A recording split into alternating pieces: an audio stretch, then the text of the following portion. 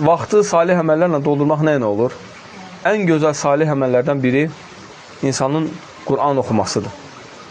Qur'ana bağlı olmasıdır. Və həqiqətən Qur'an gözəl, Allah Azze və Cəllənin gözəl bir kəlamıdır. Allah Azze və Cəllənin kəlamının digər insanların kəlamına olan nisbəti, necə ki, bu sələflərdən gələn bir sözdür, necədir? Yəni, Allahın məxluquna olan nisbəti qədərdir. Allah akbar. Yəni, baxın, Allahın kəlamının digər kəlama olan nisbəti, Allahın öz məxluqlarına olan nisbəti qədərdir. Gör, Allahın kəlamı nə qədər üstün bir kəlamdır.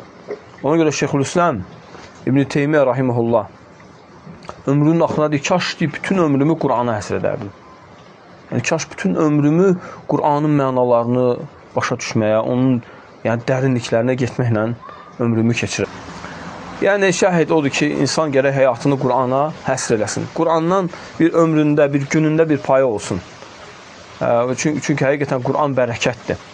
Baxın, Qur'an-ı Kərim elə bir kitabdır ki, Allah Azze və Cəllə Peyğəmbər sallallahu aleyhi ve sellem nazil etdi və ən fəzilətli Peyğəmbər oldu.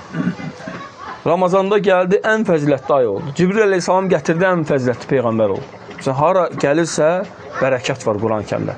Kitabun ənzəlləhu iləykə mübərəkun liyəddəbbəru əyətihi və liyətəzəkkərə ulul əlbəb. Çox möhtəşəm ayət bu ayət. Deyir ki, bu kitab sənə nazil etdiyimiz kitab mübarək, bərəkət, xeyirləri bol olan kitabdır. Kim oxusa bərəkətlənəcək. Kim onu həyatına tətbiq etsə bərəkətlənəcək. Deyir, mübarəkun nə üçün? Liyəddəbbəru ayəti. Həm oxumaq, həm də ayətlərini başa düşmək üçün. Və sonra bax nə deyir? Ağıl sahiblərində bunun üçün ibrət var. Liyətəzəkkərə ulul əlbəb. Deyir, ağıl sahibləri bundan xatırlama eləsin, ibrət götürsün özünə.